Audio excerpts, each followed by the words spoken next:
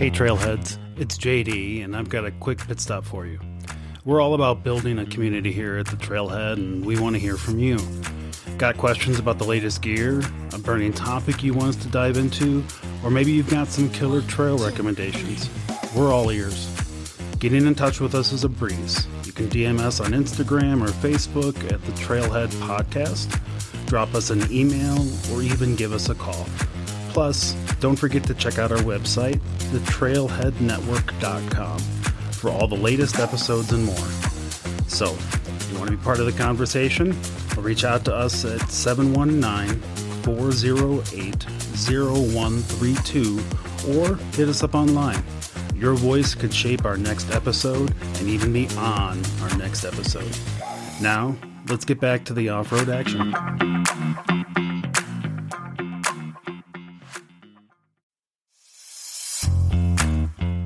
Welcome to the Trailhead, where trails start and stories unfold.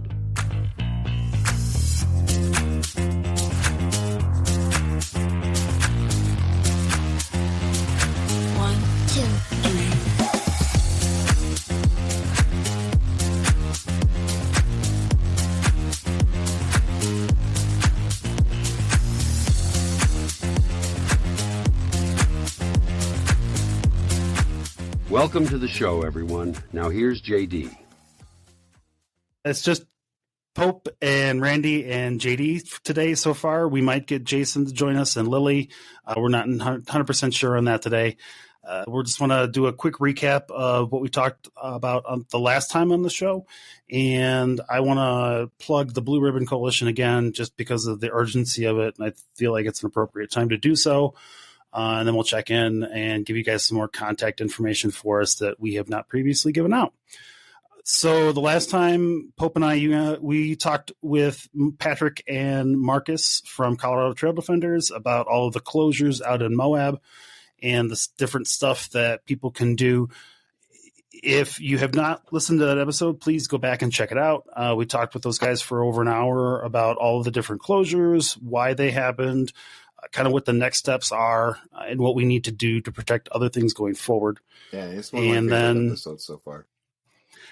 You know what? So far, it's been one of our best, most downloaded episodes. I hope people are getting a lot of information out of it. I know I've gotten some good feedback on the side, and it's nice. We'll do more of that stuff.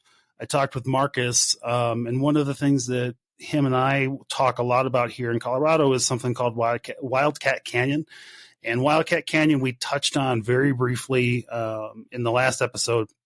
And the basic gist is that after a fire in 2012, they shut the gates on some trails there and then have essentially been trying to keep them closed ever since.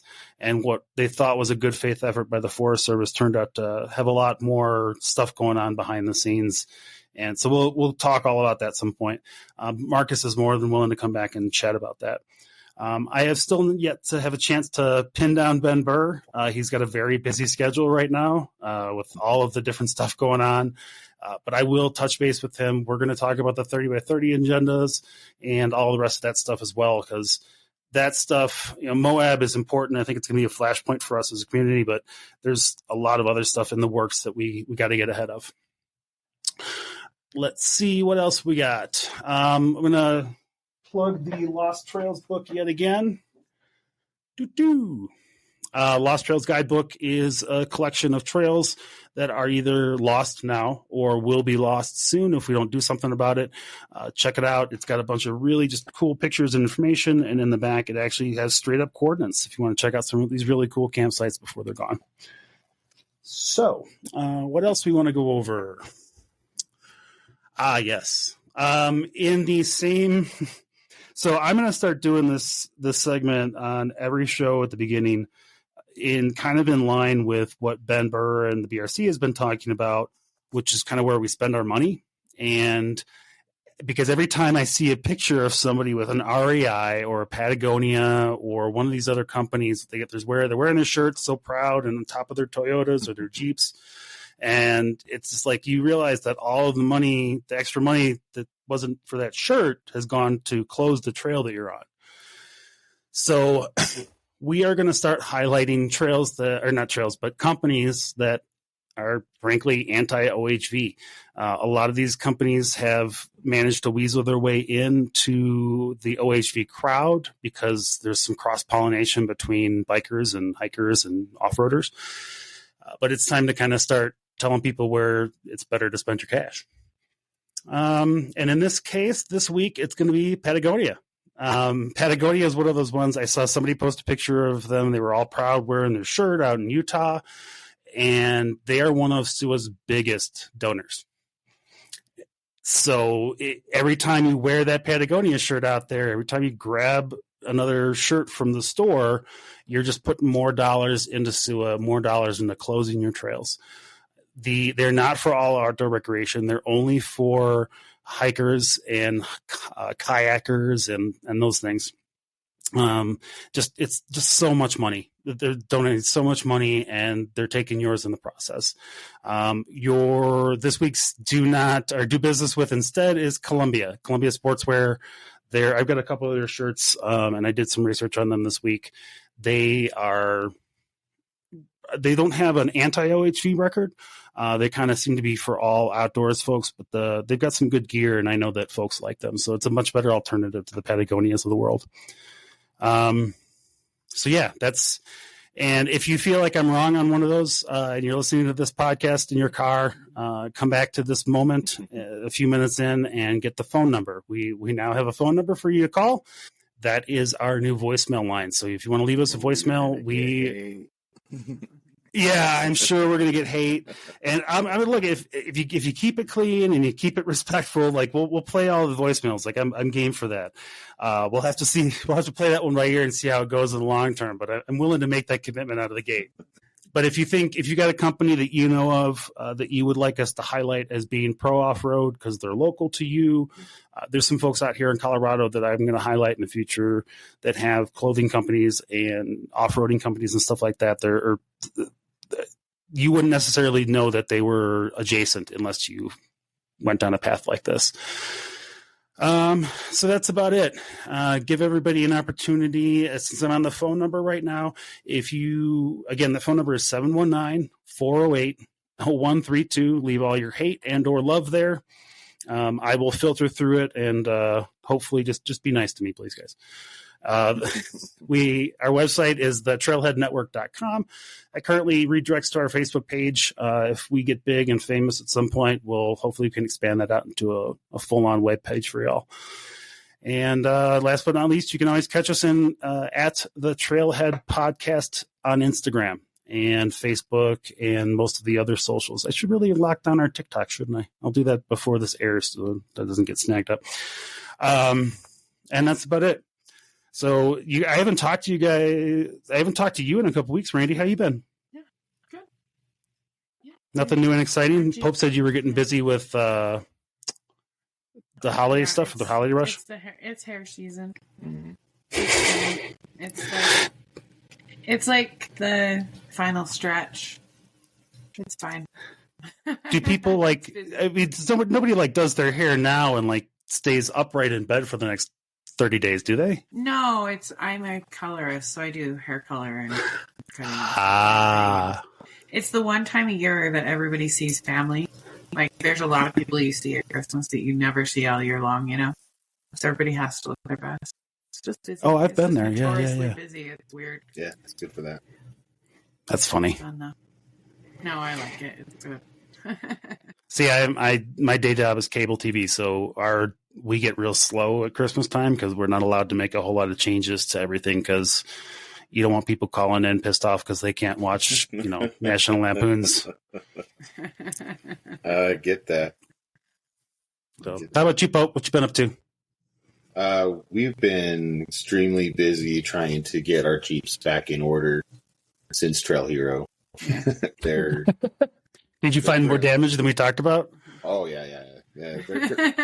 My list to the shop just kept growing and growing. I went through and checked a lot of stuff out, but in the end, it was driving really, really bouncy, and there's some rattling going on, and the steering isn't fitting together very well right now. There's all these components want to occupy the same space, so we're just kind of reworking it, and it's an awesome setup. I can't believe how much fun that thing is. But it's both of the Jeeps need their TLC right now. We got them both back right before Trail Hero. So Trail Hero, like the 10 days that we were there, was basically a really hardcore shakedown. It was a good so shakedown. Now we have to figure everything out. But I mean, you got 10 days out of it? That's not too bad at all. Dude, no, we did 10 days of solid wheeling is incredible. Yeah, because we did a lot of tightening and fixing in the middle, but yeah. I mean, if not just for time, usually you get, 2 or 3 days of wheeling like that, and then it just takes one good hit, and then you're out for the whole rest of the event. Right. You can watch, but you can't necessarily participate. Like to last an entire event like Trail Hero, and we went a few days early this year, and I highly recommend if you're going out, go out a little early just so you don't have to stay there in the crowd and do or stay a little later. Or stay later, come at the end. We've been there for both, and we had the time of our life the week that we were there the week after Trail Hero. This time around, we were there for 3 days before Trail Hero, and then the entirety of Trail Hero. It was a lot of fun. That's awesome. We did a lot of the wheeling with our friends and stuff, and so we got to go pre-run some of the stuff that our friends were guiding, and we did a lot of just kind of getting it to where we just did a little bit of harder trails. We did some new obstacles we never tried before. You just go drive out and play on the middle monkey on your own time. You're not doing it in the middle of a 50-person group. Because I know the Gladiator ain't getting up it, but I'm going to try again, and I'm going to try again, and try again. And I don't think it's just the Gladiator. I think it's just the nature of doing this. Once you get it in your head that you want to get that done, you just got to keep trying to hit it as long as you have the money to do so. Out there, I'm going to try driving up it in Gem. I want to see what Randy's He needs to get up it. He needs to get up it.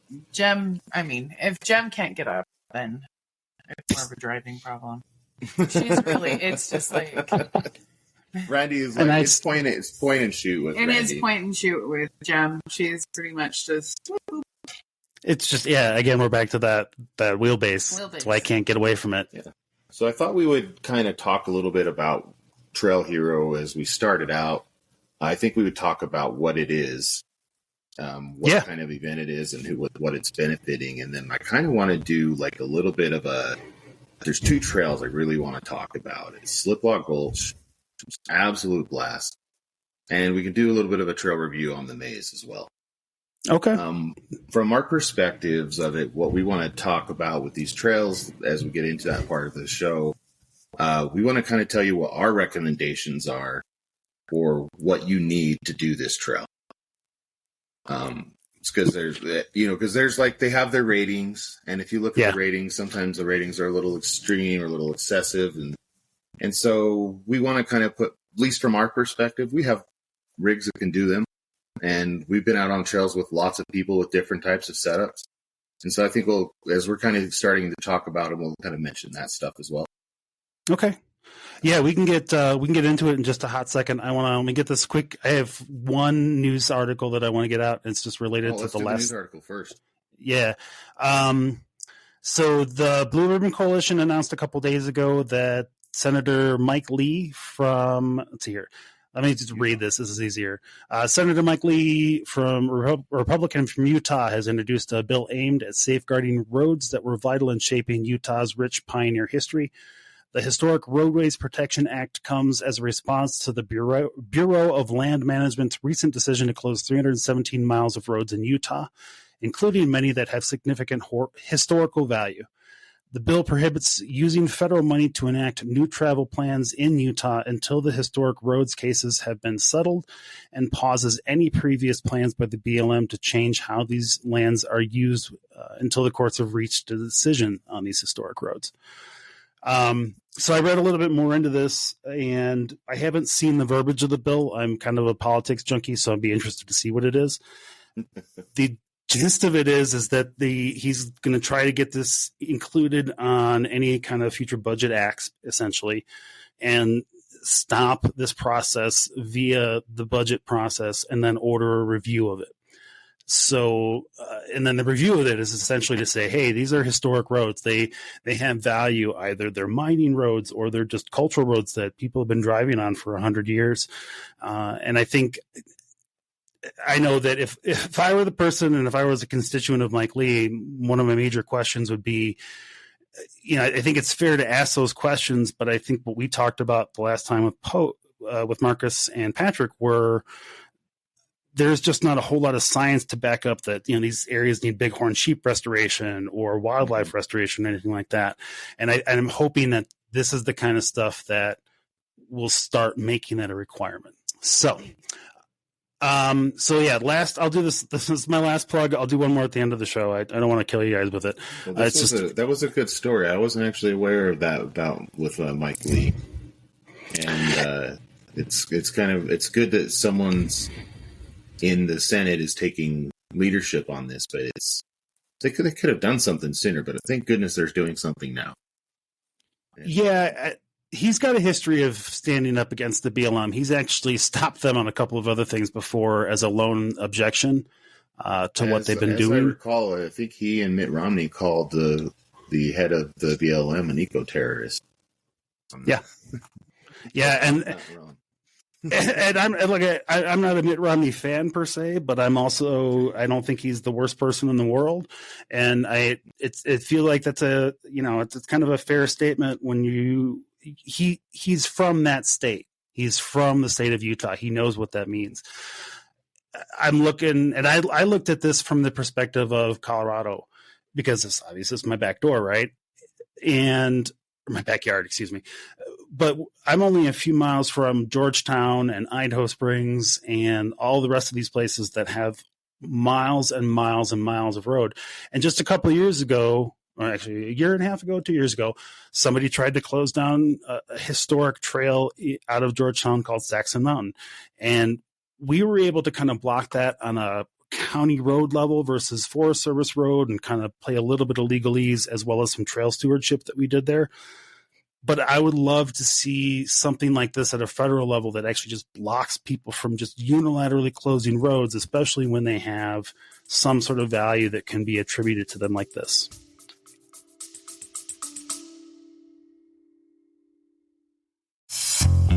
Hey Trailheads, it's JD. Love the show? Help us keep the rubber on the trail. Leave us a review wherever you listen and shout us out on social media. We'll be sure to return the favor. But you want to do more? Visit our Buzzsprout site and drop us a few bucks. Every dollar goes right back into making this show even better. And stay tuned.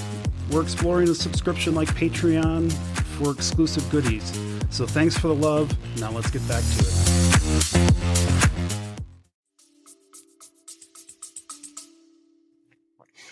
So hopefully, historical and mining roads are kind of important. They always have been.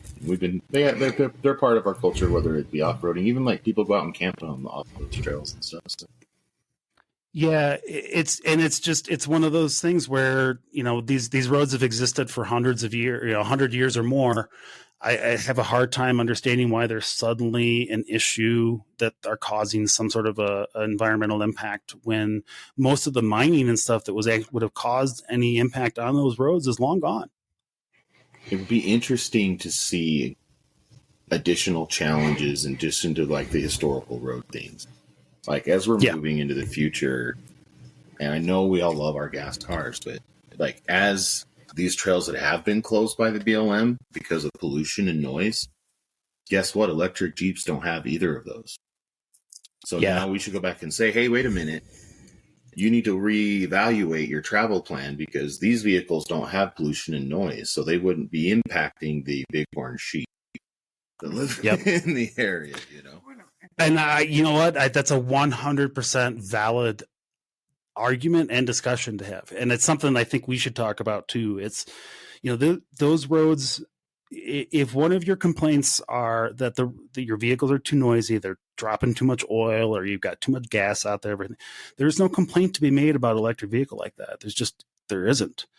And there's still fluids somewhere. There's brake fluids and things like that. But look how that's the rarest thing. Like that hardly ever happens. Yeah. And so it'll be real interesting to see how that one plays out too. It's nice to see, this one and a couple of other stories that really hit this last week or so after the story kind of started to make more and more and more waves.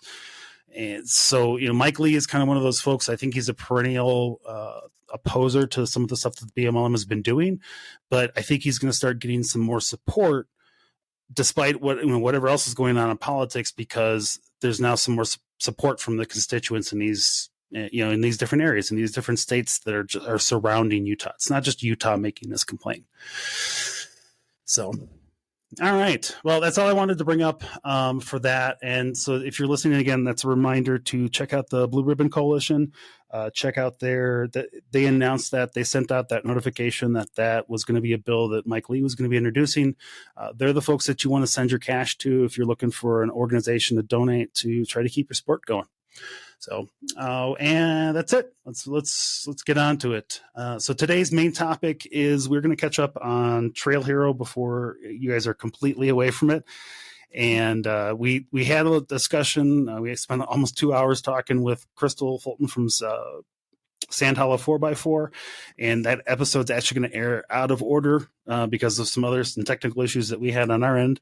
But we wanted to talk a little bit about Trail Hero, and I am not by any means the expert on this, so I'm going to defer to you a lot, Pope and Randy. Like I need you guys to help fill me in here and a lot of this stuff. So I got what the website tells me. Expert this time. All right, cool. Well, Randy, let's start with what Trail Hero is at its core, when it started, all that kind of fun stuff. Well, you know probably a little more about that. Yeah.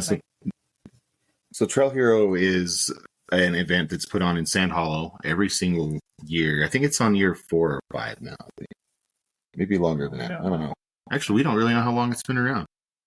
We know we did our first one like 3 or 2 years ago, and it's a great event. It's put on to help benefit veterans and the handicapped, disabled. Like there's like one of they do a bunch of events. Like the veterans are allowed to come and hang out at the Trail Hero Music Fest just by showing that they're a veteran. Oh, nice. There's a lot of community outreach. There's a lot of charities that get money funneled to them through this.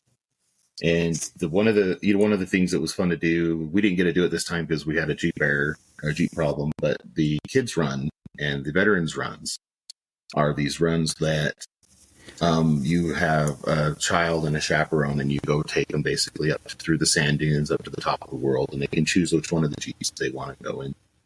That's really fun. Okay. Yeah, the special right? Yeah, the special needs run is the same type of a run. You get to choose which Jeep you want to go hang out with, and you get a ride in that Jeep all day. And there's a women's run and a veterans run, and so you can like hang out with these people all day and give them an experience that they've never experienced before.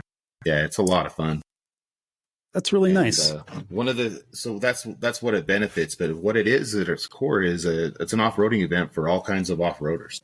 It brings together the side-by-sides, buggies, the moon buggy stuff like our friend Dave Wong drives. You've got, you could do some rock bouncing. Well, you bring rock bouncers, then you make them go slow, like they don't like to go. But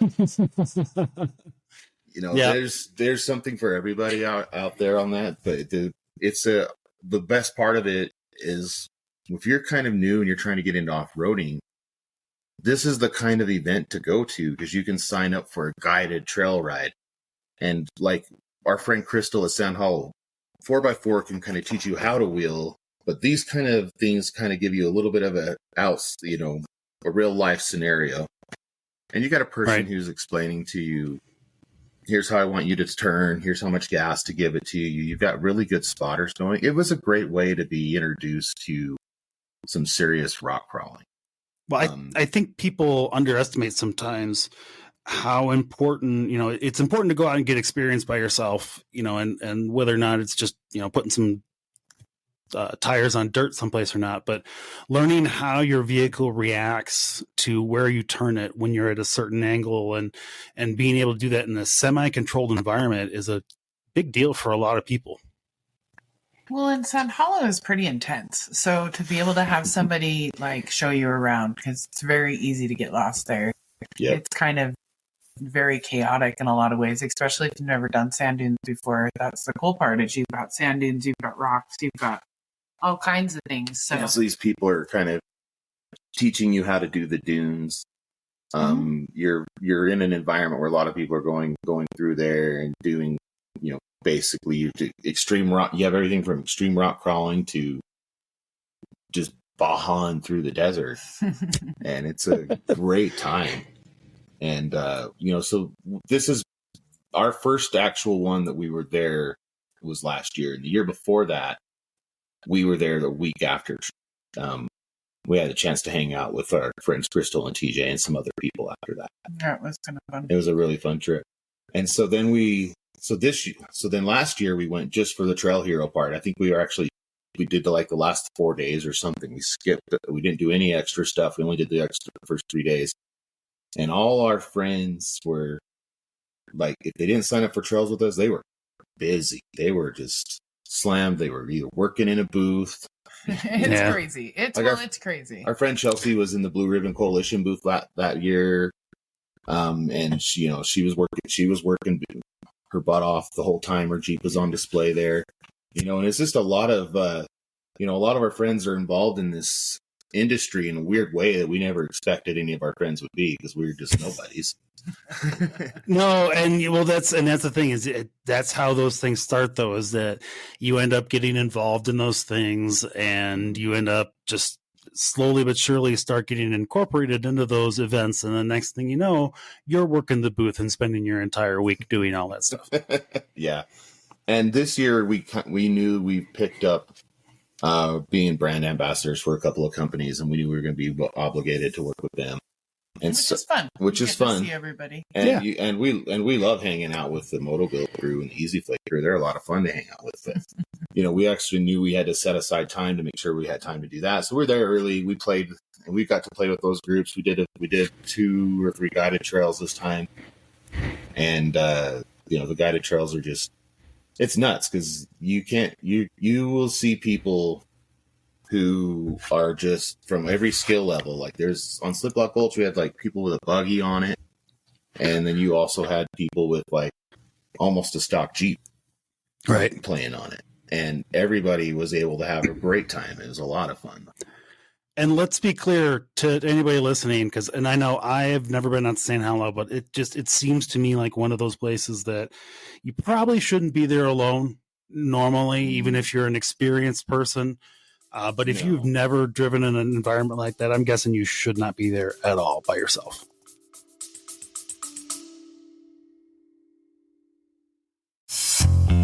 All right, trailheads. Quick business note before we get back to the action. We've got premium ad spots open for brands that align with our love for off-roading. Why partner with us? You'll tap into a community that's passionate, engaged, and growing each day. Plus, your ads stay embedded in our episodes, giving your brand enduring impact to each and every new listener who reviews our archives. We're not doing this to get rich. It's about sustaining high-quality content at the trailhead. So if you're as committed to adventure as we are, let's talk. Reach out on Instagram or leave a text or voice message at 719-408-0132. There are more details on our Facebook show notes at thetrailheadnetwork.com. All right, let's get back to the trail and roll back into today's episode.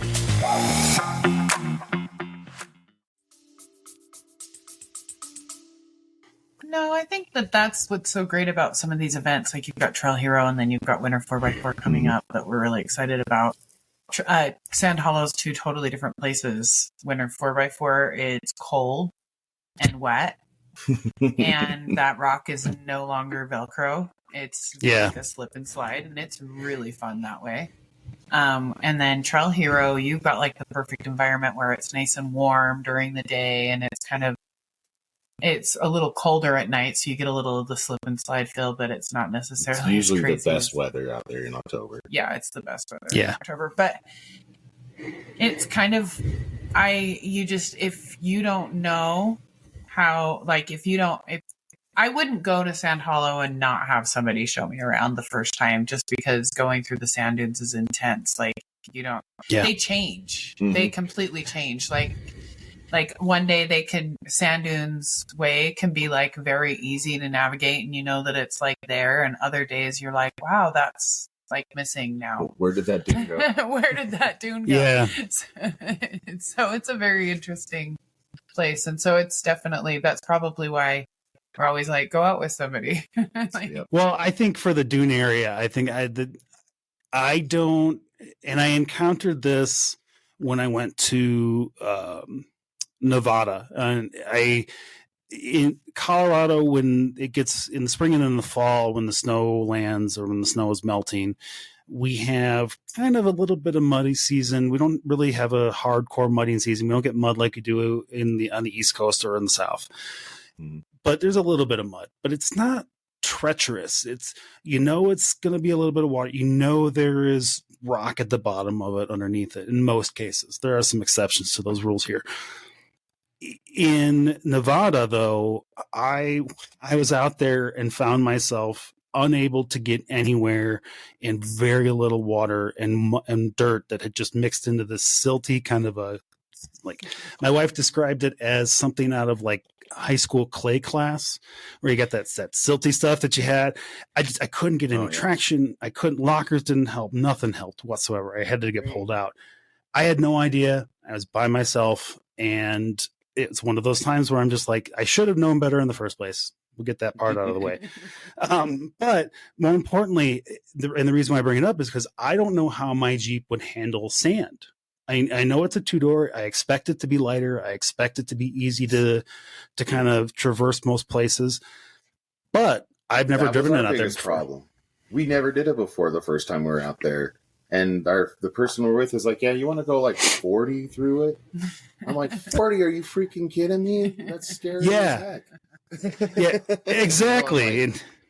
And the other thing that people don't really realize when they go out and try to drive in these dunes, you got to air down.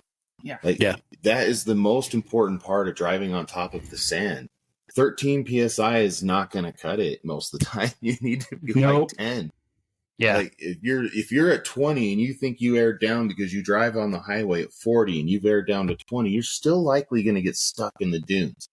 Exactly. And 13 is like, a lot of people don't like to run their tires lower than 13 because they're worried they'll fall off the bead, and that's probably true. We've seen it ourselves with some of our rock crawling stuff that we do on the dunes. That ain't gonna happen.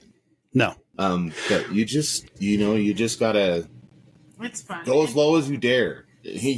But like honestly, with beadlocks, 8 to 10 PSI is the best out there in Sand Hollow. Most of the time I like to run 10, and everything sticks great. You have great traction in the sand. It's like a great middle ground for doing everything. Well, and wet sand's interesting because it fills up all your treads. So then you have like no traction. So you have to like sit and kick Yeah, I know that music too. Yeah. You got to kick it off before you do this giant gnarly obstacle that if you slip and fall in the hole, you're going to tip. That sounds about right. Yep. Yeah. You just need to get out to Sand Hollow. It's just fun. It's a lot of fun. So if I get my Jeep back, in time, there is a chance I might make it because I haven't used any vacation time because I've been stuck at home for 3 months. So it's a very good chance if I get it back. Fingers crossed. What'd you say, Pope? Yeah. Did you say for winter 4x4 you might be coming out? Yeah. Is that what you're saying? Oh. Yeah, and I'm sorry. I think I cut off Pope. What did you start to say? Oh, that's okay. I was going to talk about something else. Oh, it's okay. That would be cool if you could make it to winter 4x4. There's a lot of fun stuff. Is your Jeep a Rubicon? Yep. So you've got front and rear lockers. How big are your tires? 35s. Yeah. So slip lock Gulch would be a blast. It would be for so your fun Jeep. to take you on. It's a 6. It's a 6. It's a solid 6. Yeah, it's a solid 6. It's a very fun 6. It's a fun 6, and it's like things that you walk up to and you're like, really? And then your tires just go, and you're like, what? Okay. Yeah, I love that MOI. Yeah, that's one of my favorite things. Yep. Yeah, and this is same stuff with Slip Lock Gulch. Slip Lock Gulch is a solid 6. Okay. We had our friends with rear lockers only, not front lockers. And she had to Baja the hell. She had to Baja the hell out of that Jeep to get it to go places, but she was able to work it.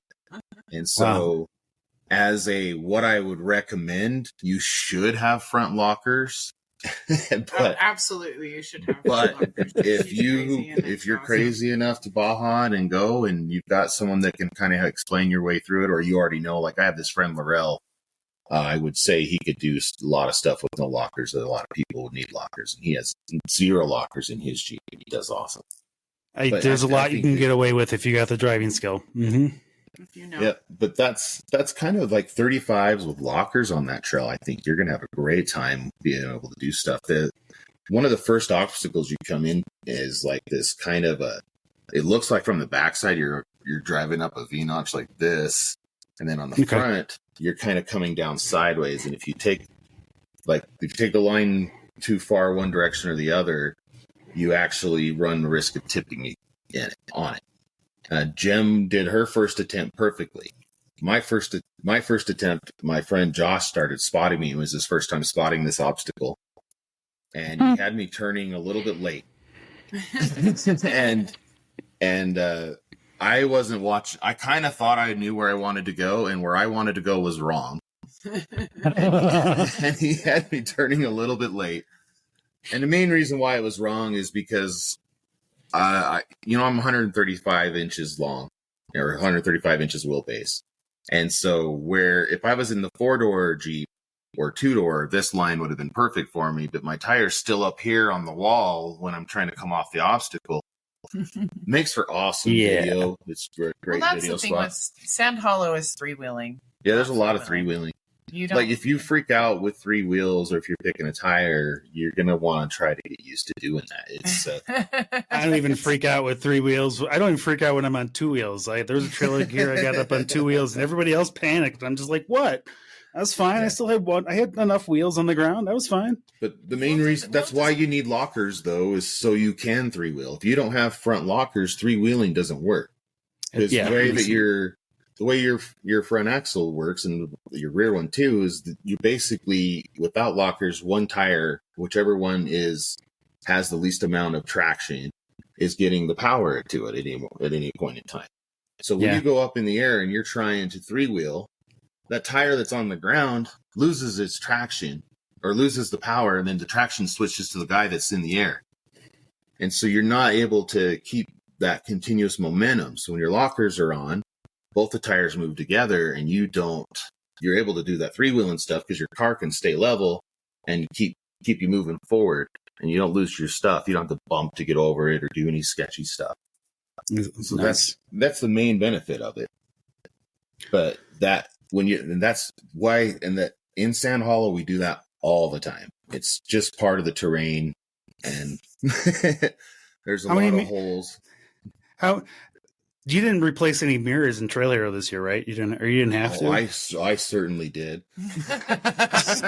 or I need to. Yeah.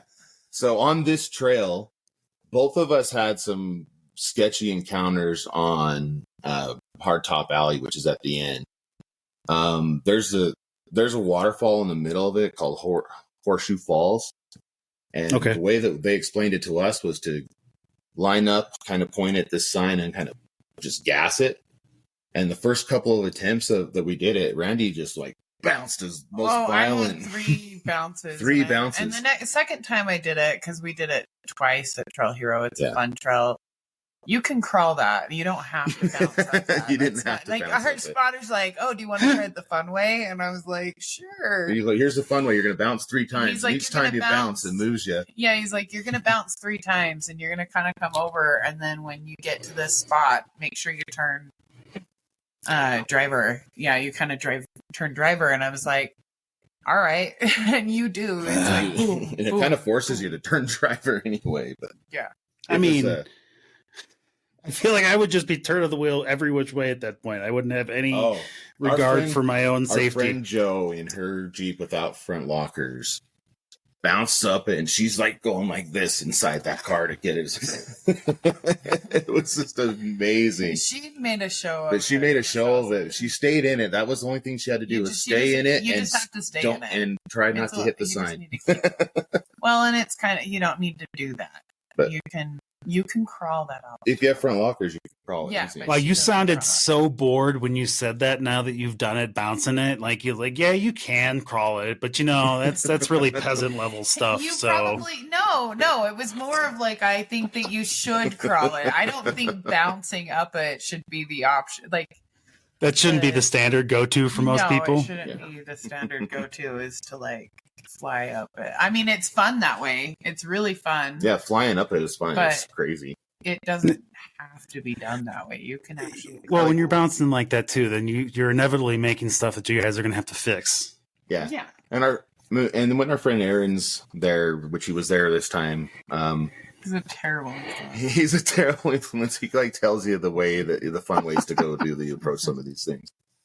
So this trail has a few cool walls. It has the horseshoe falls, but the thing that gets everybody on this trail is a hardtop alley. Okay. And hardtop alley has a extreme climb on the left side of it that you can do. It has a bypass, which is good to do, and then you have the middle, which is the actual hardtop alley part. The first time I went through hardtop alley, my tires were not sticking to the sides of stuff. I was not getting the side bite that my tires needed. And Okay. well, one of that episode where I was talking trash on my Nittos was actually I was having PTSD from this specific thing. I can understand how that would It happen. caused Yep. me to feel that way. So we're going on this obstacle, and I'm trying to climb the wall and get it higher and higher, and it keeps sliding down. And so for some reason, I end up the other way, and my tire slides down the other way, and the mirror hits the side. The passenger mirror hits, breaks into like 3 pieces, and the mirror itself doesn't break. It just falls on the ground and lands in the sand, and the plastic case just kind of busted apart. So I stuck it all back together, and it's taped with duct tape right now. When I get it back from our shop, I'm gonna probably just epoxy it and call it good, because it's good for at least one more smash after that. I mean, there is at that point, you may as well just like take the old ones off, buy yourself a new pair, and the next time you do Trail Hero, then you just put on the crap ones that you know you're going to smash at some point in the week. Yeah, and that thing gets your hard top. If you try the other side, you will end up banging your top on the wall. You just have to kind of stay in the right spot. If you get too bound up or whatever, then that's where you're in trouble. So what I ended up doing was getting my back tire. I climbed really high on the wall on the driver's side, which seems so funny to do. And I got the back tire to kind of climb with me when I got through it and didn't tip over. Then the second time it was way drier, and I just drove straight through the middle line. It's like easy. And it was just difficult because it's wet. Like you can add 1 or 2 levels of trail difficulty because something's wet. So suddenly your double Sammy becomes an 8. Well, it's already an 8, kind of. No, it's a So it's a 7. Yeah. So double Sammy kind of becomes an 8 or a 9. 8 is realistic when it's wet. It does not take much moisture out there to change those trails in a heartbeat, which is, I should know this week whether or not the Jeep is salvageable, which I almost positive that it is now. Now it's just a matter of coming up with a plan, and then if this continues to pan out the way I hope it's going to pan out, then the repair time should be a lot faster too. So we'll see. I'm trying not to stress about it, but it's my Jeep, and I miss it. I haven't driven it in 3 months. It's people don't understand who.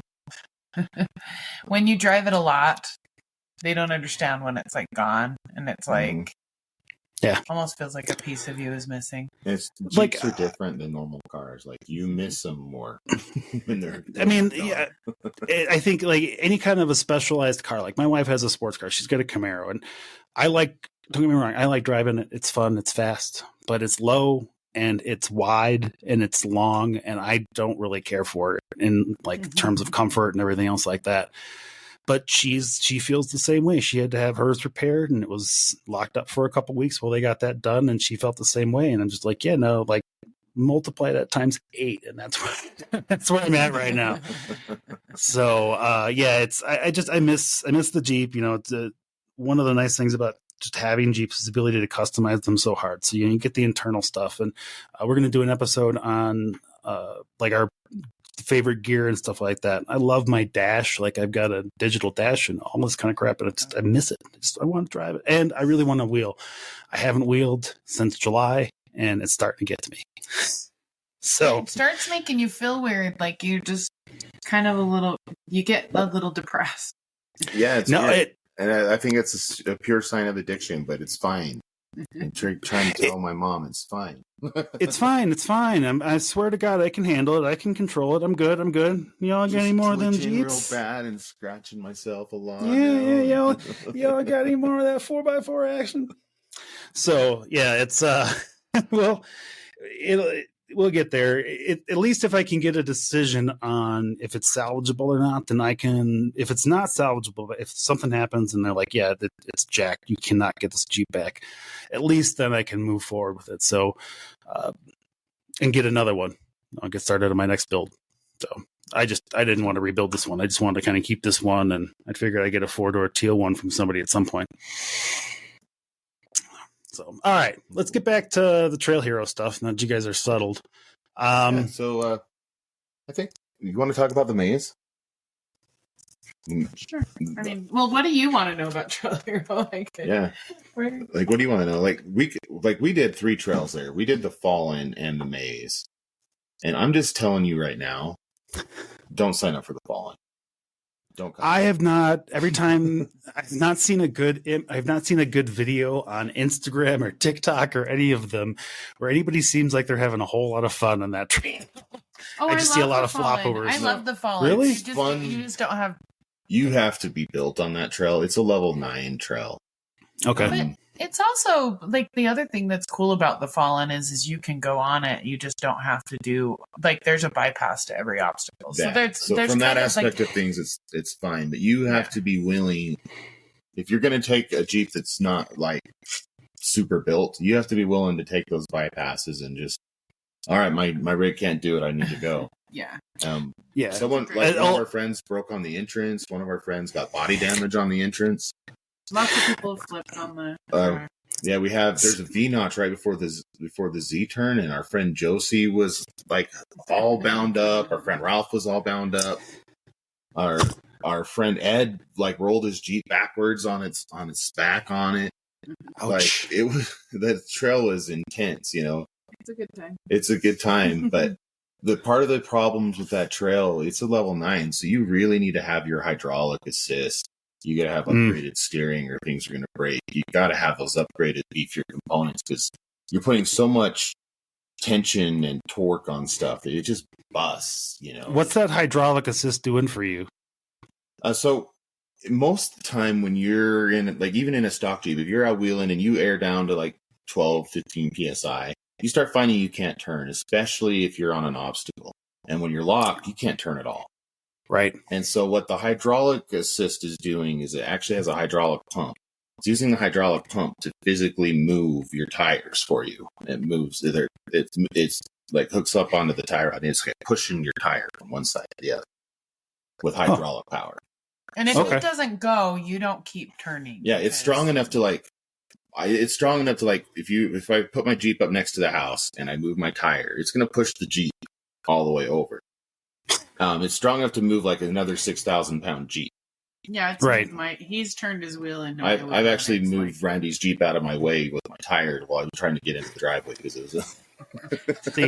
See, that's why I can't be trusted with that kind of power. I can't. I can't. But on a trail like in Sand Hollow, and what it's doing is when you've got to be able to maneuver through these obstacles, and so you've got to be able to turn your steering wheel without like forcing it.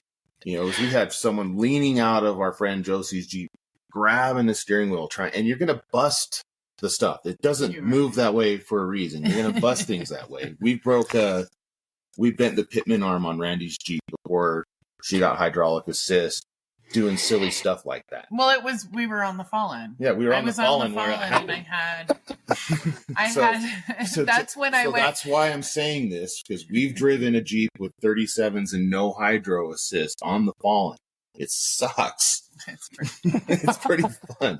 But it's not going to be like, if you're into like having a hard day and making everyone else around you have a hard day, then yeah, you're going to have a lot of fun on it. Well, that was the thing is I had the Apex steering boost. You did have the Apex steering boost. So that helped a lot. When I went on there the first time I went on it, but I came off the trail with my steering wheel upside down, completely upside down, and a bent pitman arm, and basically you just want better steering.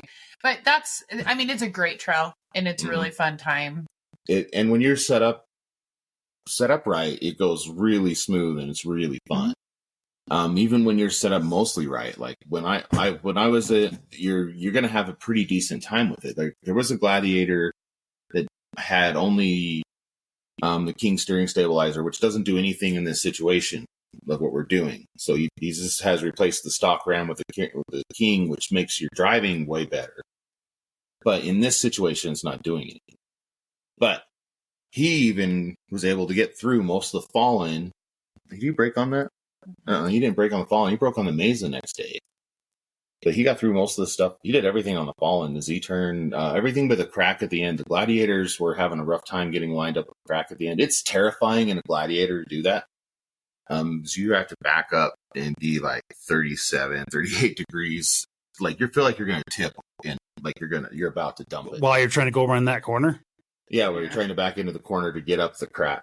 Just to back into the corner. I did it last year. I see what you're saying. I did it last year winter 4x4 with different tires, and I really trusted the spotter because it was Truck Converse, and I was able to trust him to get me up there. Plus, I saw him get another Gladiator up there first. That helps too, right? Monkey see, monkey do. Matt go first. I'm like, Matt, you go first. Let me see if this is going to work. No.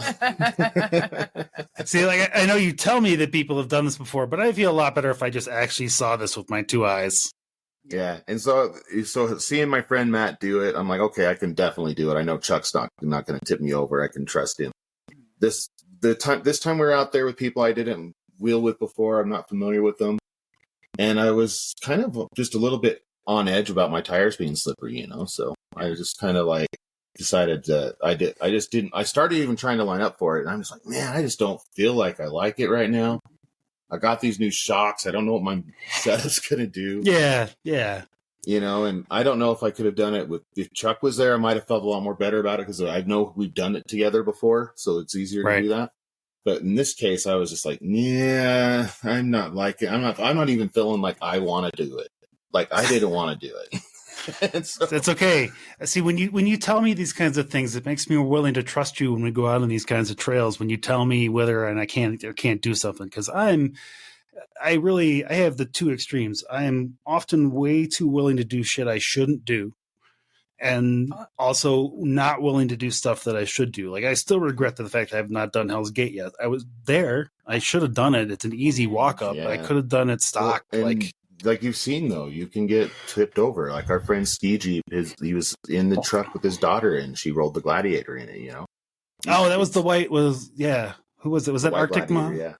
Was that Arctic Mojave? That was somebody else. No, that one was Ski Jeep. Also, the Tread Cred guy. Oh, Tread Cred. That's right. Yeah. I met him out at the. Yep.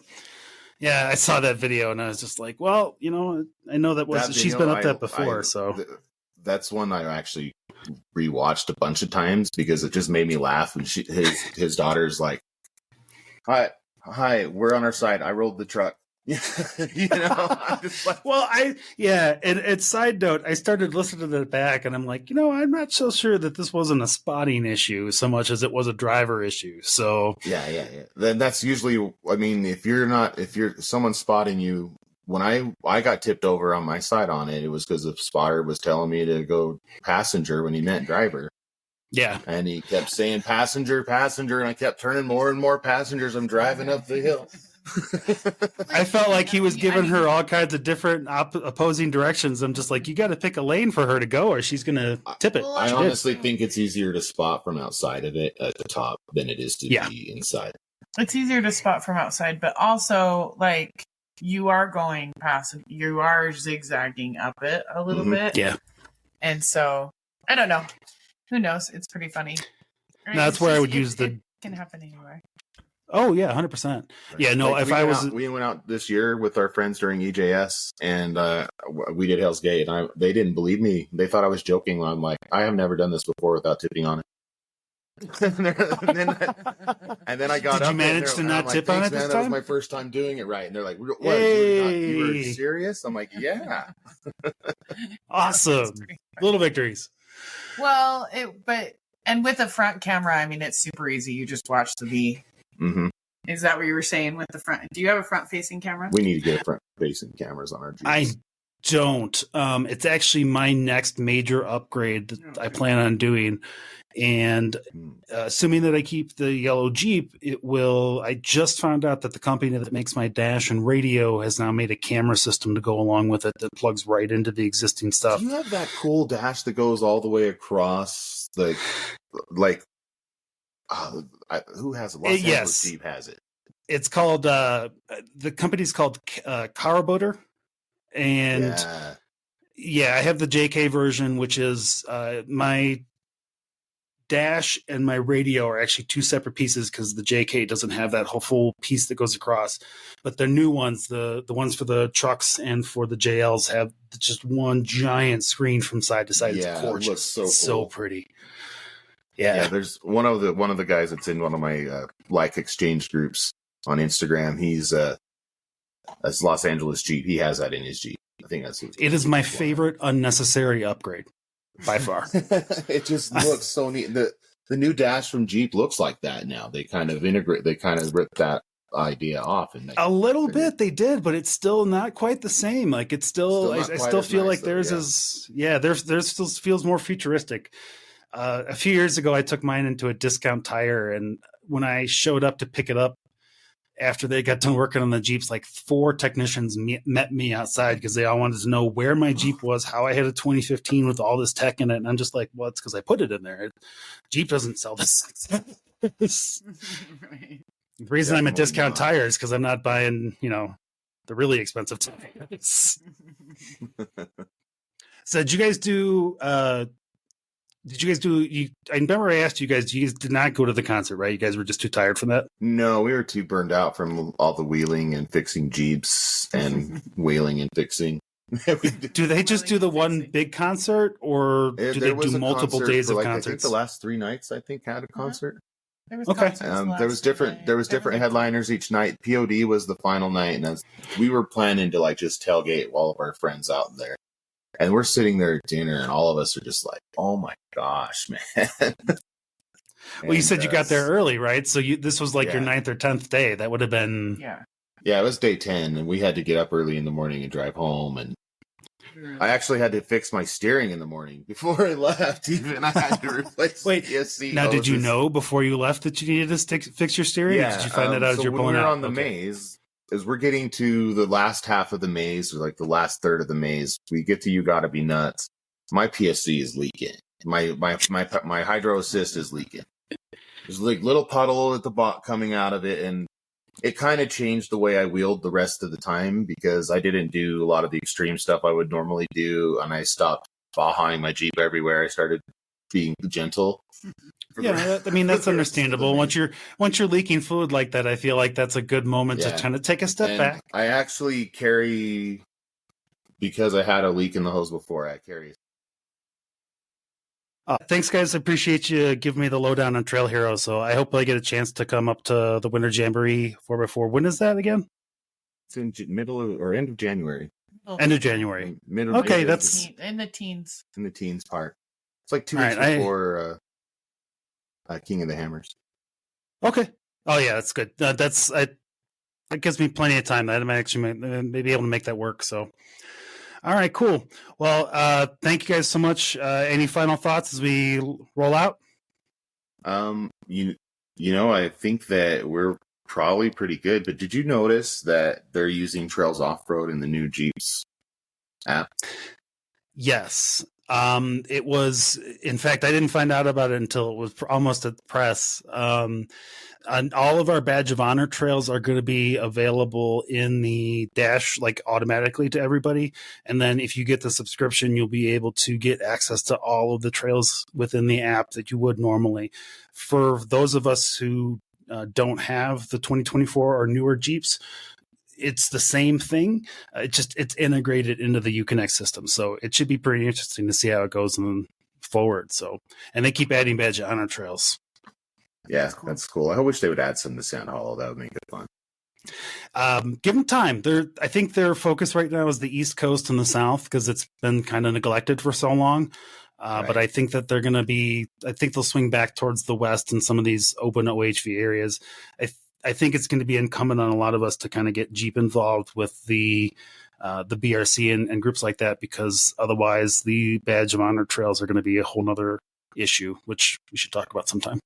Well, my initial, probably because I misheard or misread, my initial thought of it was that they closed Poison Spider. They'd actually closed some of the badge of honor trails. That's not the case, but yeah, it was one of those. That was what I was under the impression of, that whole area got closed. Whoa! Well, and yeah, and the thing is like we talked about before, man. They didn't take it this time. Yeah, but their goal. That's their goal. Their goal is to get it all. And they want it all wilderness. They don't want it for hikers either. So if you think that you're giving SUA money to give you access to just you in the middle of nowhere, they're not. They eventually want to lock it out from you too. Yep. They're trying to lock it off from everybody. They don't really care in the end. Exactly. So that's my final word for you then on that. I don't have any. My final word is sign up for Blue Ribbon Coalition. Yep. At least do an annual membership.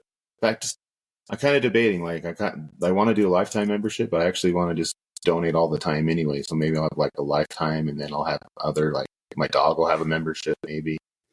I mean, it's kind of like, I kind of look at it like you may as well go from as many different angles as you can, right? Let's get our numbers. Let's puff our chest a little bit, make people know who we are. So. And that's it. We're done. That's it. The video has said that you are complete for today. All right, guys. Thanks so much. Thanks so much for joining us here at the Trailhead. And we'll see you next time at the Trailhead. Bye, guys. All right.